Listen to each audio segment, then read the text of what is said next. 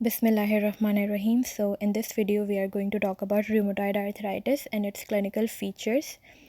So, what is rheumatoid arthritis? Basically, it is the most common inflammatory arthritis. ज़्यादातर ये हमारे पास जो है सिस्टमिक होता है और इसमें inflammation is the main important hallmark to identify it. इसके साथ साथ क्रॉनिक होता है. Same as osteoarthritis, it takes time to appear like months और ईयर्स. इसके अलावा ये सिमेट्रिकल होता है. अगर ऑस्टियोआर्थराइटिस से कंपेयर करें तो वो एसिमेट्रिकल था, एक जॉइंट में हो रहा है तो इट डजंट मीन कि वो दूसरे को भी इन्वॉल्व करे. बट रूमेटॉइड सिमेट्रिकल होता है, ये दोनों साइड्स पर होता है, left and right both.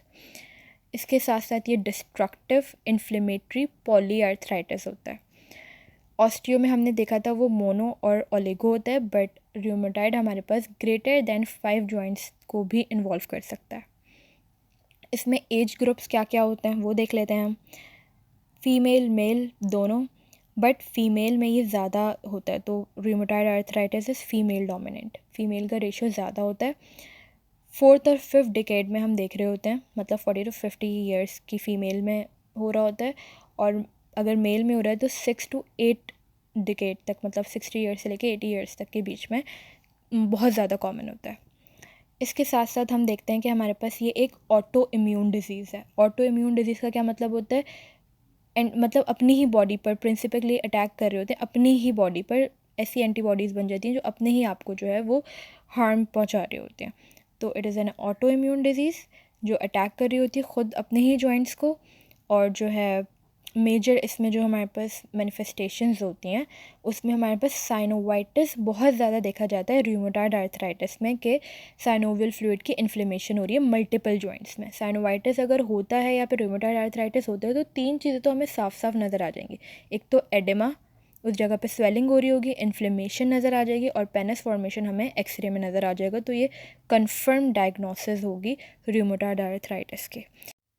Let's talk about clinical features now, but इससे पहले हम देखते हैं कि हमारे पास जेनेटिकली और एनवायरमेंटल फैक्टर्स जो हैं वो हमारे रूमेटॉइड आर्थराइटिस को करवाने में एसोसिएशन रखते हैं. जैसे कि हमारे पास जेनेटिकली मैं बात करूँ तो HLA-DR4 होता है, और इसके साथ साथ कुछ एनवायरमेंटल फैक्टर्स भी होते हैं जो कि अफेक्ट कर रहे होते हैं. Now clinical features start of होते हैं slowly over weeks to months. Like 70% जो है ये ग्रेजुअली इनका ऑनसेट होता है, और 10% जो होते हैं वो रेयर केसेस में हो रहा होता है जो कि एक्यूट होते हैं.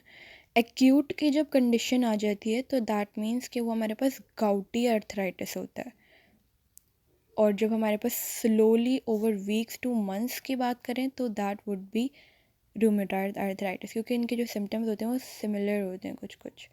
तो हम देख लेते हैं कि ये हमारे पास सिमेट्रिकल इन्वॉल्वमेंट करता है जॉइंट्स की. दैट मीन्स कि अगर हमारे पास राइट साइड का जॉइंट इन्वॉल्व है तो लेफ़्ट का भी होगा, दोनों हाथों के होंगे या फिर दोनों नीज के होंगे. पॉली आर्टिकुलर मीन्स कि हमारे पास ग्रेटर देन 5 जॉइंट्स को इन्वॉल्व करता है या इक्वल टू 5 जॉइंट्स. सबसे ज़्यादा इसमें स्मॉल जॉइंट्स अफेक्टेड होते हैं, जैसे कि हमारे PIP, DIP, और हमारे टार्सल्स की मेटाटार्सल्स, और हमारे पास मॉर्निंग स्टिफनेस इसकी रूमेटॉइड आर्थराइटिस से ज़्यादा होती है. लाइक अराउंड 1 आवर, मतलब 30 मिनट से तो ज़्यादा ही होती है. इसके बाद हमारे पास जो है इसके कुछ कॉन्स्टिट्यूशनल सिम्टम्स होते हैं. कॉन्स्टिट्यूशनल सिम्टम्स मीन्स कुछ जनरल सिम्टम्स जो कि हमारे पास आ जाते हैं: फीवर, फटीग, एनोरेक्सिया, और एनोरेक्सिया होगा तो वेट लॉस भी लाजमी होगा. इसके साथ साथ हमारे पास जॉइंट की स्वेलिंग भी बहुत ज़्यादा कॉमन होती है रूमेटॉइड आर्थराइटिस में ड्यू टू साइनोवाइटिस, और साइट्स मैं ऑलरेडी बता चुकी हूँ. उसके बाद हम देख लेते हैं कि हमारे पास इसके जो है कुछ साइंस भी होते हैं. एक तो हमने सिम्टम्स की बात कर ली, अब हम कुछ साइंस की बात कर लेते हैं कि वो साइंस जो हम खुद देख सकते हैं. सिम्टम्स आर दोस्त जो पेशेंट बता रहा होता है कि मुझे इन जॉइंट्स में दर्द है, मॉर्निंग स्टिफनेस इतनी ज़्यादा रहती है एंड ऑल. साइंस में क्या होता है, हमें नज़र आती है स्वान नेक डिफॉर्मिटी. स्वान नेक डिफॉर्मिटी का क्या मतलब होता है कि हमारे पास हमारे जो फिंगर है उसके जो है ना नेक, वो स्वान लाइक बन जाती है. जैसे कि हमारे पास सबसे आगे जो होते हैं वो DIP जॉइंट्स होते हैं, तो DIP की फ्लेक्शन हो जाती है, और हमारे पास PIP की हाइपर एक्सटेंशन हो जाती है. तो ये हमारे पास सॉन नेक डिफॉर्मिटी हो गई।